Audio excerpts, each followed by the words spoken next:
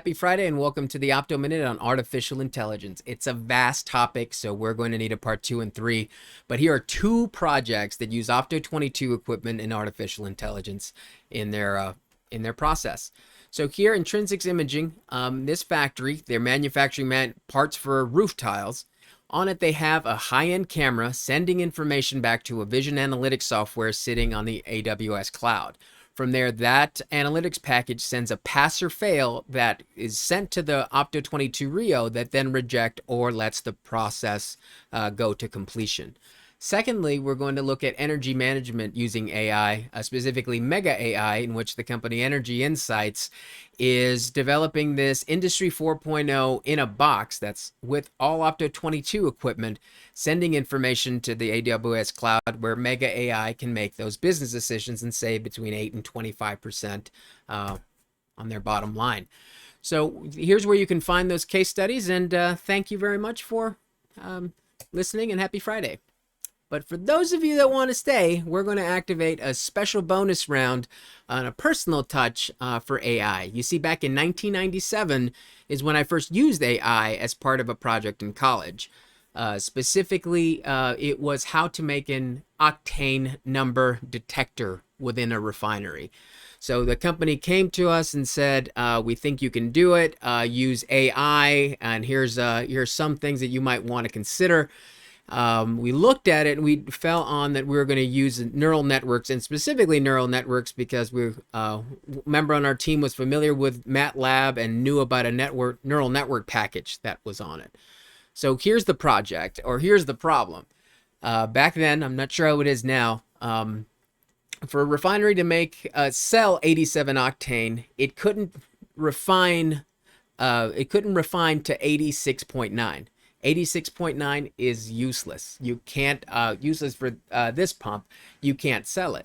87.1 octane, well, you just wasted a lot of processing time. But why would you waste that processing time? The reason is back in 1997, an analytical chemist needed 2 hours to determine what the octane number was for refinery product. So with an inline octane detector, we could reduce that from 2 hours to mere seconds, meaning a huge savings. So again, it was the Matlab package that had this neural network library, and you have neural network and just AI packages everywhere. It's just getting started. You'll be able to find a quick deliverable, even just simply, because for all of these, like I'm going to show you now, so we had to, in this lab environment, what we had a mass spectrophotometer, mass spectrometer, get the term of it, in which we would analyze different samples of known values of octane number, and we would use those that data output from that mass spectrometer and inject it into the Matlab package. So essentially, we're telling our algorithm in Matlab, this is what 87 octane looks like. And we just did that over and over and over again. And then we said 89 octane. We showed, we gave the algorithm, we gave the Matlab package tons of examples of what that looked like. Well, at the end of the day, the project was successful. We determined that we could find a correlation, but again, like I mentioned, you need to get started with AI because it's not just there's no real finish line, because this algorithm, what we gave them would only get smarter the more you trained it. The neural net would only get more refined the more you trained it, and there's just so many aspects to use it in. So that's what I wanted to.